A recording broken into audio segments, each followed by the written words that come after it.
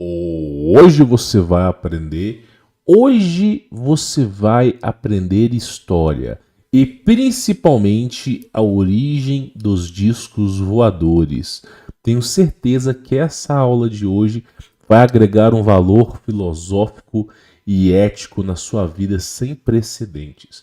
Peço encarecidamente, deixa o seu like. É dessa maneira que a gente consegue divulgar esse projeto. É dessa maneira que o vídeo chega a mais pessoas. Compartilhe esse vídeo com seus familiares e amigos. Verifica se você está inscrito aqui no canal, não te custa nada.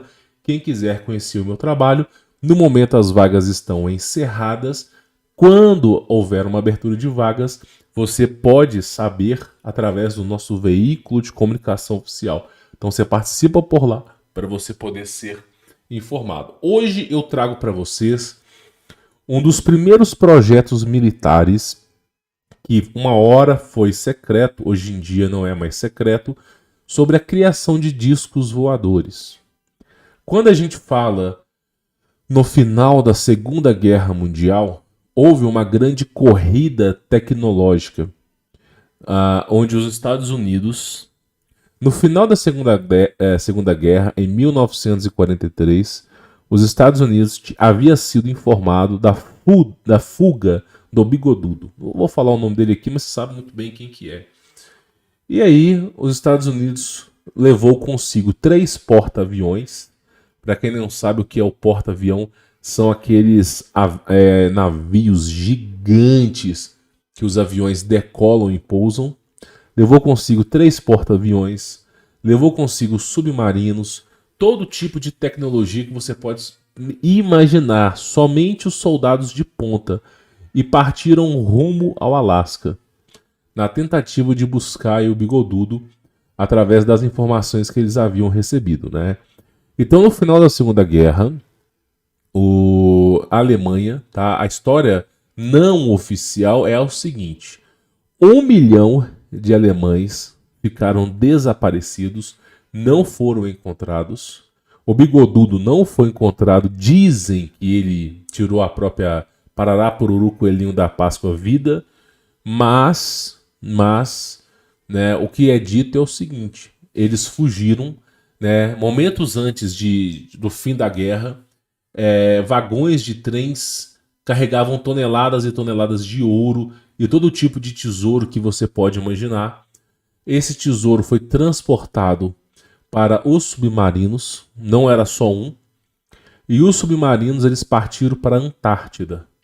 Porém, eles pararam, essa frota de submarinos parou lá na Argentina para poder reabastecer. E quando essa frota parou, tanto os espiões russos quanto os espiões americanos ficaram sabendo dos submarinos que estavam ali atracados e praticamente mandaram essa informação confirmada para o governo americano. Até porque, para reabastecer essa quantidade absurda de submarinos, demorou-se alguns dias. E dali, né, eles partiram para a Antártida.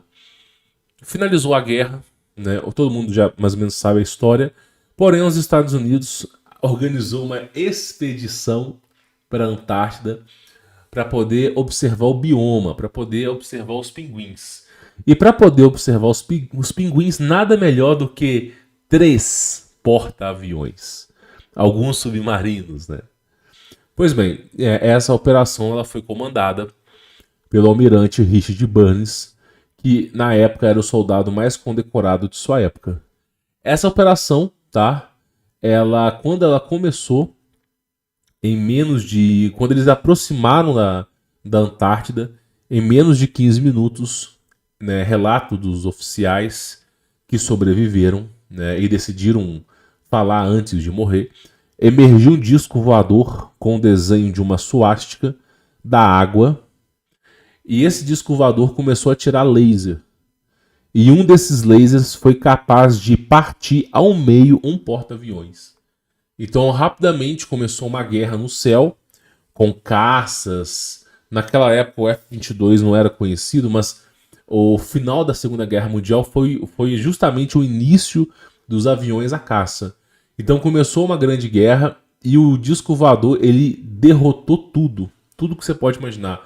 Derrotou porta-aviões, derrotou submarino, os mísseis não pegavam. E aí, em apenas 15 minutos, todo o exército, um terço do exército sofreu uma baixa absurda. Então, a maneira que um porta-aviões naufragou no oceano, foram quedas e quedas de aviões, eles tiveram que recuar. Então, né, esse é o período onde se mostra, né, que o Bigodudo ele já tinha tecnologia de discos voadores. Ele já estava estudando sobre os discos voadores há muito tempo, porque os discos voadores eles são o ápice da tecnologia. Eles não seguem a lei da física, eles podem acelerar e desacelerar numa super velocidade, eles conseguem fazer curvas que seriam inimagináveis para a física, tudo usando a distorção magnética.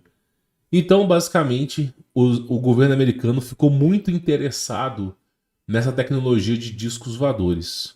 Houve um projeto militar americano chamado Paperclip, onde daqueles alemães que sobraram, que não eram de primeiro escalão, mas os de segundo escalão, os que sobraram, como o Von Braun, que foi o fundador da NASA, eles foram recrutados para os Estados Unidos. Eles deram asilo, deram novas identidades, e eles foram recrutados e foram para os Estados Unidos. E mesmo assim, eles estavam tentando desenvolver os discos voadores. Essas filmagens que eu vou trazer para vocês são os primeiros protótipos de discos voadores que o governo americano estava tentando desenvolver, tanto na década de 40 quanto na década de 50 e 60. É um projeto chamado Avrocar. Começou dessa maneira, né? Antes da queda dos ovos de Roswell, antes de grandes expedições, esse foi o primeiro projeto do governo americano na tentativa de criar um disco voador semelhante ao que o Bigodudo tinha feito. Eu vou rodar o vídeo para você poder ver, tá? E depois nós vamos falar um pouco de história para você poder entender. Eu vou reduzir a minha imagem aqui, né? Eu só vou colocar o vídeo para você poder assistir, ó. Basicamente, tá? Você vê, tá? E isso aqui que você viu, essa imagem aqui, ó, é o esboço de como que seriam essas naves, né? O projeto do governo americano era justamente trabalhar com discos voadores. Então, a concepção de discos voadores para eles era dessa forma. Tanto é que, olha só, esses foram os primeiros projetos do governo americano para criar disco voador, tá vendo? Só que eles utilizavam a hélice de um helicóptero que ventava, fazia um vento muito forte para baixo, de tal maneira que deixasse esses discos planando, tá? Não é da maneira que se é utilizada hoje. E por que eles não conseguiam replicar o disco voador? Na época, eu vou ter que falar isso aqui de forma codificada. Existe um combustível que é o combustível de discos voadores. O combustível de discos voadores está presente no sânscrito dos indianos, sobre as vimanas. O combustível de discos voadores já foi encontrado no Egito. Em alguns lugares, esse combustível ele está fora da tabela periódica. Ele não existe na tabela periódica. E já é sabido desse combustível. Esse combustível ele é utilizado secretamente pela SpaceX, é utilizado secretamente por foguetes, tá? Eu vou falar o nome aqui, mas dificilmente você vai encontrar alguma coisa na internet. Ele é chamado de Mercúrio, olhe bem, Mercúrio, Coelhinho da Páscoa, Papai Noel, Felipe Neto, Luísa Sonza, Vermelho. Vermelho. Então esse é o combustível utilizado em discos voadores. Esse é um combustível que ele produz uma energia absurda, uma luminescência absurda, e é um combustível que se você utilizar as interações magnéticas, ele é capaz de criar a sua própria gravidade e densidade. Então, se você consegue tá andando a 20, 30 mil quilômetros por hora, e você consegue frear a sua nave sem virar purê de batata, porque ele distorce a realidade. Ele distorce o âmbito daquela realidade. Então, praticamente, eles são muito rápidos, muito rápidos. Eles começaram a ser utilizados pelo governo americano a partir da década, no final da década de 50, quando os OVNIs de Roswell, né, eles foram encontrados. E aí eles começaram a estudar, começaram a perceber que aquele composto que em outra hora estava no Egito, em outra hora estava na Índia, né, isso em sânscritos antigos, eles começaram a perceber que aquilo ali era a chave, o combustível que eles precisavam para pegar esses discos e colocarem numa superpotência no céu. Então começou a partir dali, quando eles descobriram esse combustível. Então, esse vídeo que eu estou trazendo para vocês, eles ainda não tinham descoberto esse combustível. Eles estavam tentando, de forma desesperada, criar uma nave, um disco voador, que conseguisse bater de frente com a tecnologia alemã naquela época. Tá? Então você vê os caras lá, ó, eles usaram, olha só para você ver aqui, ó, eles usaram um tipo de combustível de alta propulsão para poder fazer essas hélices rodarem. Olha, o tempo todo, ó, você vê que eles estavam usando esse, ó, alimentando essa nave, tá vendo? O tempo todo eles estavam tentando criar essa arma secreta para poder vencer, né? Ó, são 3, aqui tem um projeto e você vê, sabe o F-22? E por que esse projeto não foi para frente? Eu vou falar para você o porquê. Quando você pega um F-22 tem uma turbina. O F-22 tem uma turbina. E é um excelente caça. Ele consegue ultrapassar a velocidade do som. O F-22 foi um dos maiores caças que já existiu na história da humanidade. Travou guerras. Foi um dos caças, a tecnologia mais suprema que a humanidade já teve, né, antes de ser o que é hoje. E no F-22, eles colocaram uma turbina dessa aí. E por que eles escolheram um F-22 em vez de escolher um disco voador desse aí? Porque o disco voador utilizava 3 turbinas. 3 turbinas. Enquanto que o F-22, ele somente utilizava uma turbina. E o F-22, você conseguia colocar tanques, reservatório desse super combustível à base de querosene, gasolina e diesel, você conseguia colocar tanques nas suas asas. Então a autonomia de um F-22 era absurda. Você conseguia voar por horas e horas com o F-22. Se bobear, você conseguia atravessar um país. Agora, com essa tecnologia aqui, não tinha como. Porque mesmo que você tivesse um reservatório muito grande, primeiro que isso aqui, o que aconteceu é o seguinte, você gastava muita energia. Imagina 3 turbinas, o custo energético de 3 F-22. Aí você imagina o seguinte, além de tudo isso, você tem um objeto que não é simétrico. Por mais incrível que pareça, eu vou falar uma coisa que vocês nunca mais vão esquecer. Disco voador não é um objeto que aerodinâmico. Não é. O disco voador não foi feito para quebrar o vento. Se você for analisar, tanto a simetria quanto a aerodinâmica de um disco voador, é um objeto péssimo. É um objeto péssimo. Ele encontra muita resistência no ar. Então por que se é utilizado pelos alienígenas? Né? Vamos falar alienígenas, a gente sabe muito bem quem que é. Porque eles distorcem a questão magnética local. Esse combustível que eu já falei aqui, eles utilizam um mecanismo que eles distorcem o que está acontecendo à volta. Então, praticamente, por mais que o disco voador, por exemplo, você já viu o disco voador no formato de charuto? Não parece simétrico, não parece. Não parece um objeto que deveria se manter no ar. Mas por quê? Porque eles distorcem toda aquela realidade que está na lateral. Por isso que eles conseguem ter super velocidade, frear, acelerar, porque eles estão distorcendo o magnetismo ali. Lembra que a gravidade só existe por causa do campo magnético. Na escola, você aprendeu a vida inteira sobre Isaac Newton, o cara que estava sentado debaixo de uma maçanzeira, e aí caiu uma maçã na cabeça dele, e ele falou Eureka e descobriu a gravidade. Pois é, aquilo ali é a grande mentira que ensinaram para você. A grande mentira.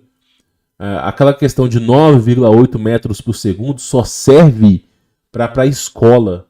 Se você começar a trabalhar com foguete, você não pode usar esses parâmetros. Você não pode usar esses parâmetros. Se você quiser usar a tecnologia de ponta, você não pode usar, porque existe uma margem muito grande de erro.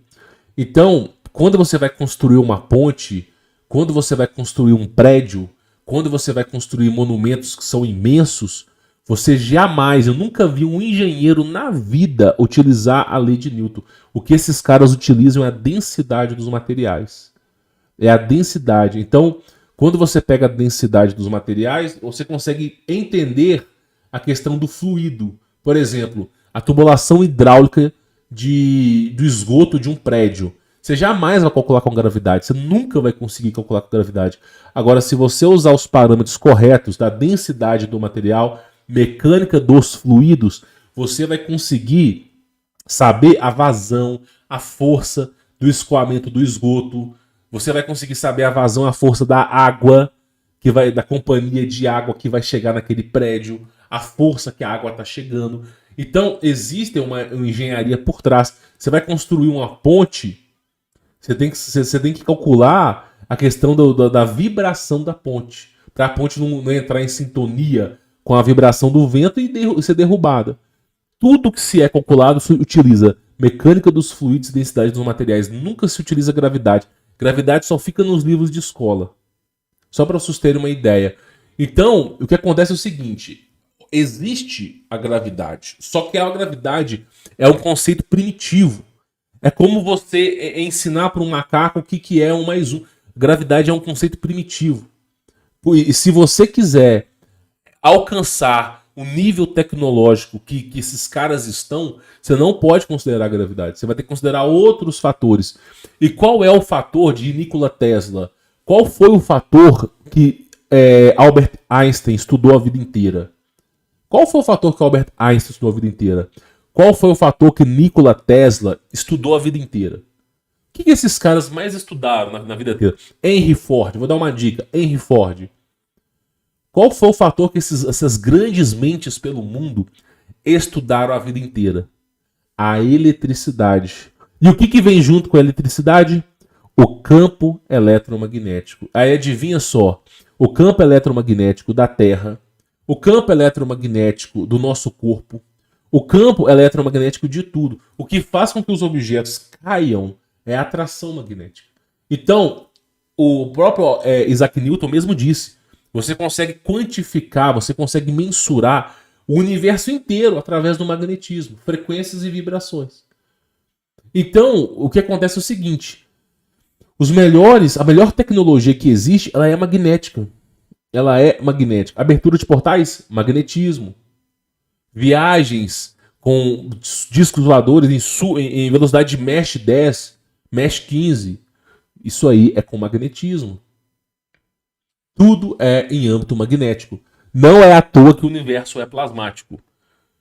Então, por exemplo, se você quiser analisar todos os animais na Terra, se você quiser analisar as árvores, tudo, é só você pegar a proporção áurea, o Φ, regra de ouro, tudo se converge em uma Ouroboros, tudo se converge no magnetismo. Então, a chave da tecnologia está no magnetismo.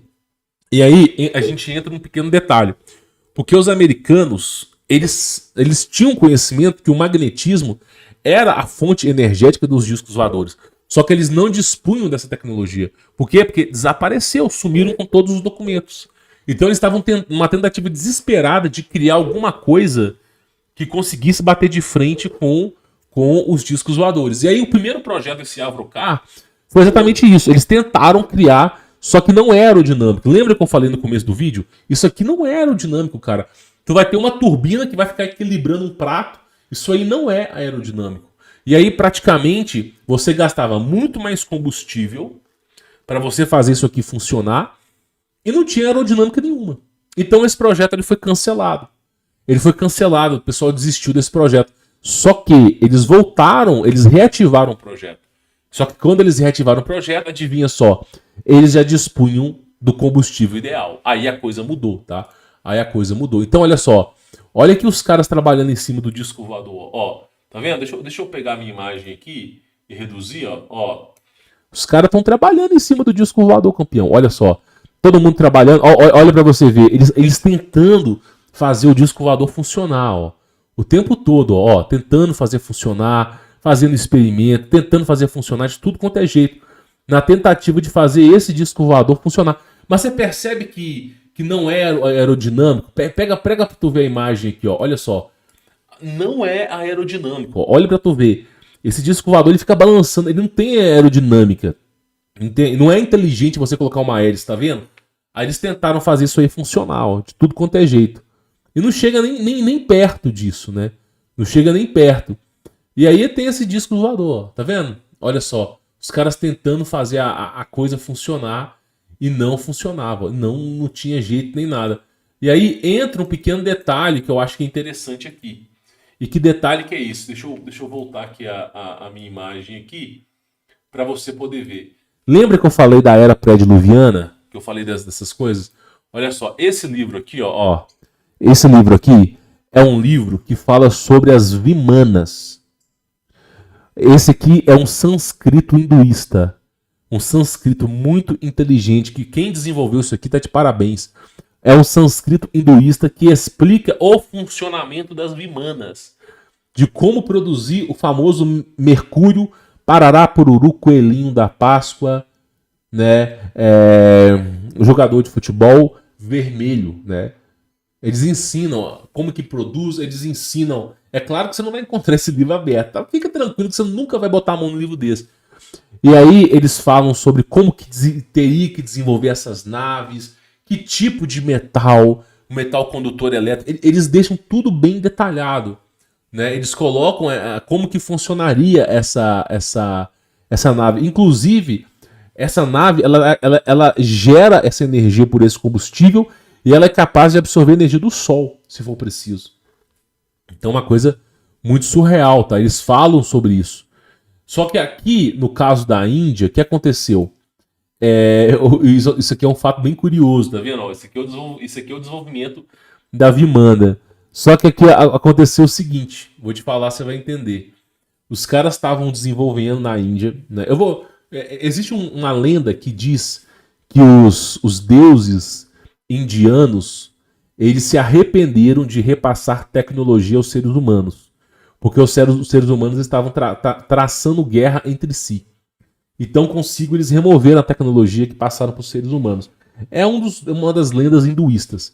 Independente de lenda ser real ou não, o que acontece é que na região onde se desenvolvia Vimanas na Índia, foi descoberto um lugar com centenas de fósseis de esqueletos humanos calcinados, esqueletos humanos que foram pulverizados em segundos, né? E inclusive o lugar tem radiação.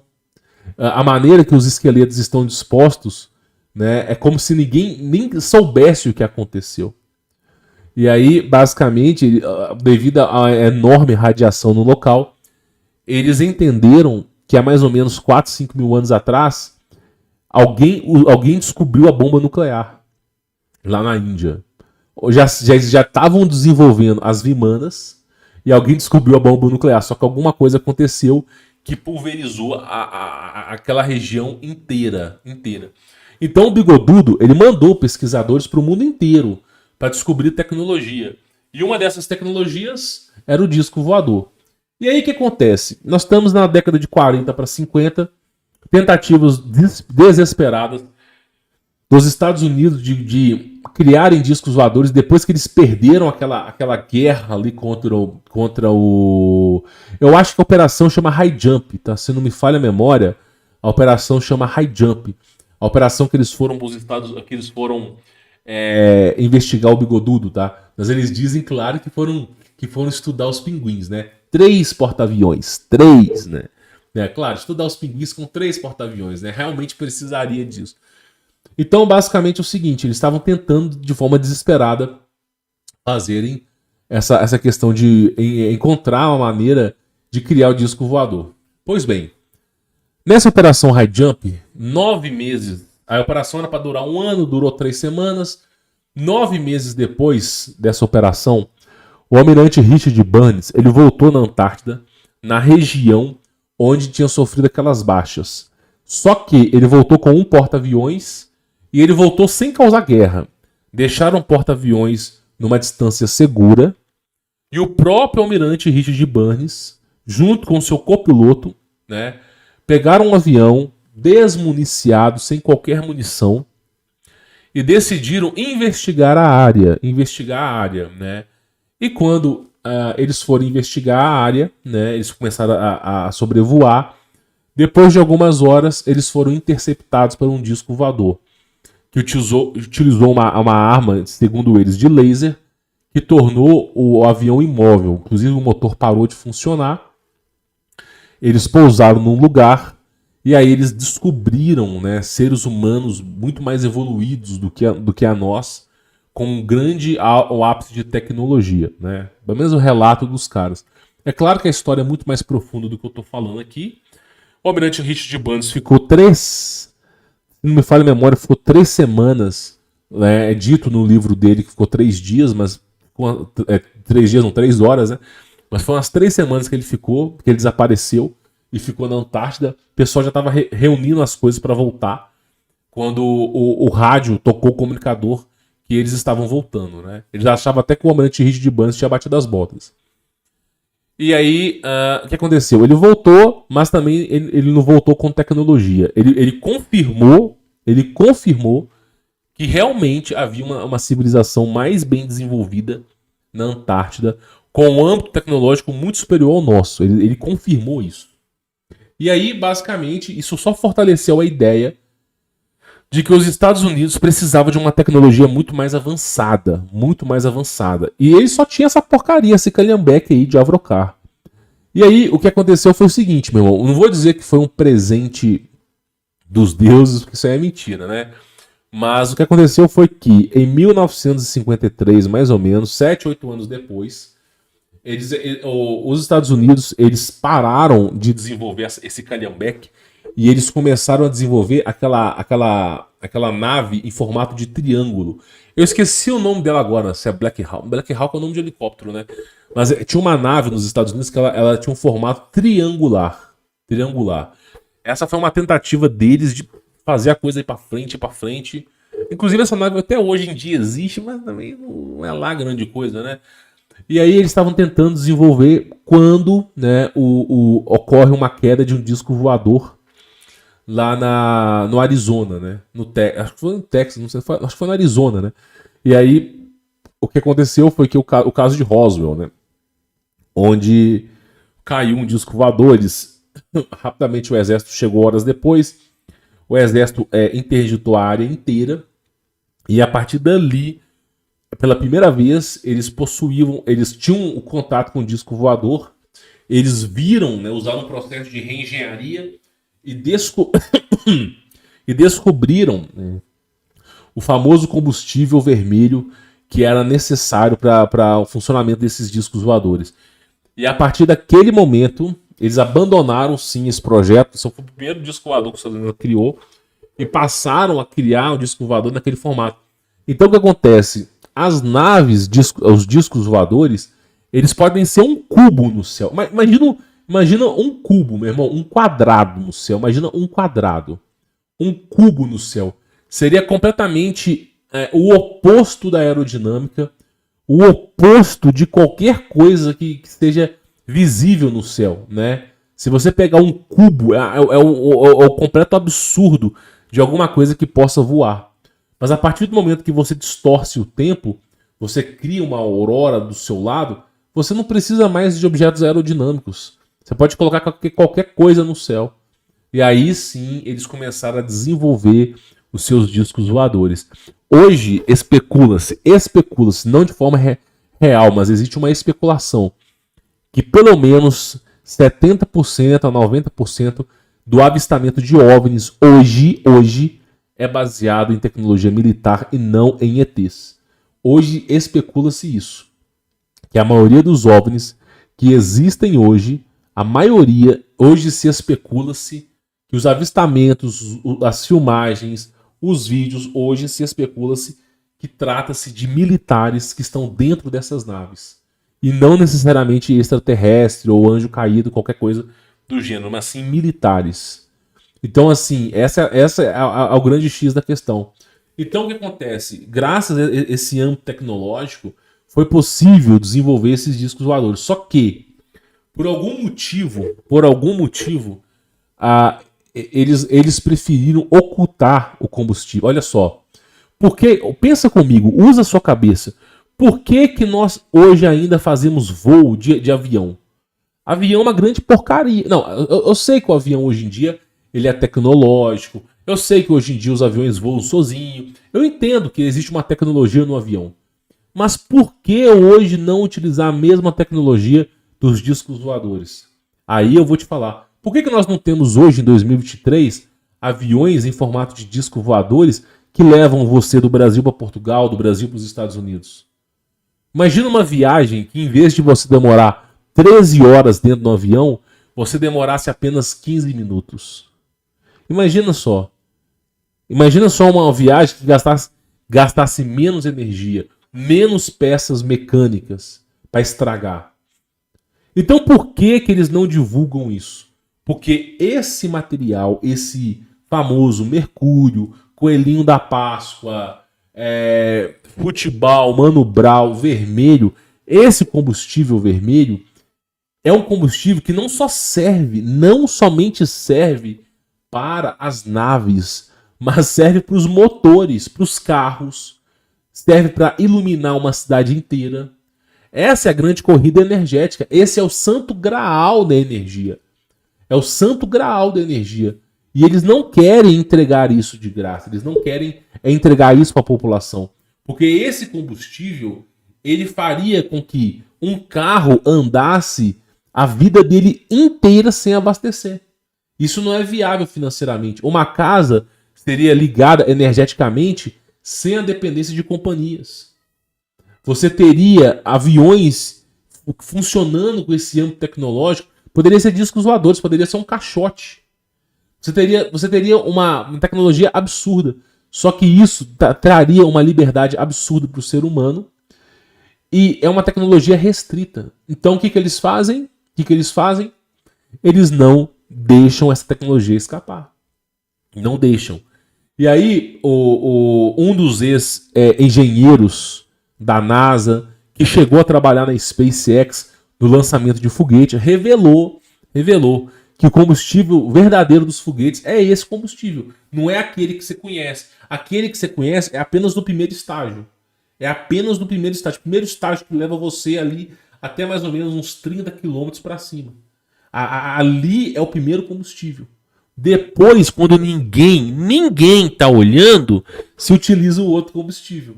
Aí o outro combustível, meu irmão, não fica saindo faísca. Só que eles não podem divulgar. E aí o lançamento do foguete só pode ser no Cabo Canaveral, só pode ser no Triângulo das Bermudas. Para quê? Para que a tecnologia não caia em outros países e as pessoas descubram essa tecnologia. Então tudo é muito restrito, muito restrito. Porque eles não querem que você saiba desse super combustível. Então essa é a história. E o mais interessante de tudo é que havia um reino que era Rússia, Ásia, China, Europa.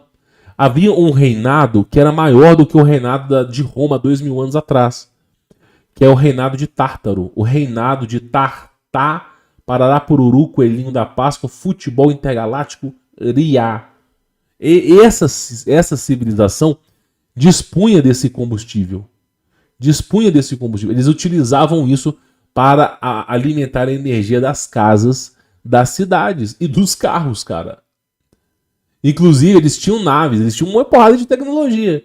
Só que, do dia para a noite, houve um evento catastrófico que destruiu o continente inteiro. Nós acreditamos que seja o plasma, que foi mais forte.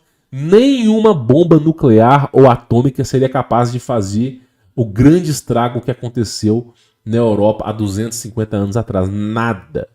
E aí praticamente resetou a população inteira. E aí praticamente a pessoa acredita que foi bomba nuclear, mas eu, praticamente falando, eu acho que foi plasma. Muito pior que bomba nuclear. Então, assim, essa é a história dos discos voadores. Eu espero que graças a esse conhecimento se aprenda. Se alguém te perguntar, você já sabe que a maioria dos discos voadores são humanos, os seres humanos que estão ali dentro. Existe alienígenas? Greys, Anunnakis, Réptil, Parará, Pururu, futebol, futebol, lianos, né? Existe, cara, existe tal. Existe, claro, não é só os seres humanos que estão aqui, mas saiba que o ser humano hoje tem essa tecnologia. Hoje os caras têm... Irmão, nós estamos falando, só pra você ter mais ou menos uma ideia, só pra tu ter mais ou menos uma ideia. Em 1970, eu tinha um documento, eu não posso falar abertamente aqui, mas eu tinha um documento chamado UFO Secret, tá?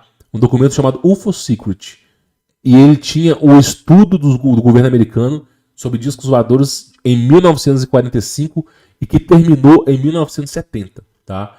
Eu tinha esse documento. É claro que esse documento estava tarjado de preto, faltava algumas páginas. Hoje em dia eu não tenho esse documento mais. Hoje em dia eu não salvo mais nada no meu computador, mais nada, cara. Zero. Tem até um motivo para isso. Então, praticamente, nesse documento, eu me lembro que no próximo do ano de 69 para 70, os caras já haviam dominado a questão desse combustível vermelho. Eles já haviam dominado. Então, na década de 70, o disco voador prateado, que alcançava super velocidade, que distorcia a lei da física, que atirava laser, que não havia uma cabine. Não, porque esse primeiro projeto, você tinha que botar o piloto para fora. Na década de 70, não precisava mais colocar o piloto para fora. Então, o último, em 1970, o governo americano já havia dominado a tecnologia dos discos voadores. 1970. Qual ano que nós estamos mesmo? Eu estou gravando esse vídeo em 2023, final de 2023. Ou seja, tem praticamente 53 para 54 anos. Os caras dominaram a tecnologia dos discos voadores há 54, 53 anos atrás. Você tá entendendo o nível que os caras têm? Se os caras dominaram o disco voador há 50 anos atrás, imagina o que os caras têm hoje, velho. Imagina o que os caras têm hoje. Sem brincadeira. É um nível surpreendente, cara. Surpreendente. A gente tá falando aqui de abertura de portais, a gente tá falando aqui de coisas que são inimagináveis aos seres humanos, tá? Espero que essa aula de hoje, né, ela tenha trazido para vocês conhecimento, tenha trazido um questionamento, e vocês aprenderam, tiveram uma baita de uma aula sobre essa tecnologia que em outra hora era secreta, hoje em dia não é mais, mas, né, eu acredito que daqui a 200 anos, talvez esses caras revelem isso, né, quem vai saber, né, mas a partir de hoje você já tem esse conhecimento sobre esse assunto, tá bom? Peço para vocês deixarem o seu like, extremamente importante para ajudar a divulgar esse projeto, tá? Também verificar a sua inscrição no canal, se não é inscrito, para se inscrever. E também ativar as notificações. E quem quiser conhecer meu trabalho, obter o meu contato pessoal, aprender a desatar essas amarras horrorosas do sistema. Somente esse ano de 2023, lá no nosso veículo de comunicação oficial, tem mais de 150 testemunhos de pessoas que mudaram de vida. É só você conferir aqui na descrição, tá bom? Vou ficando por aqui. Fique na paz.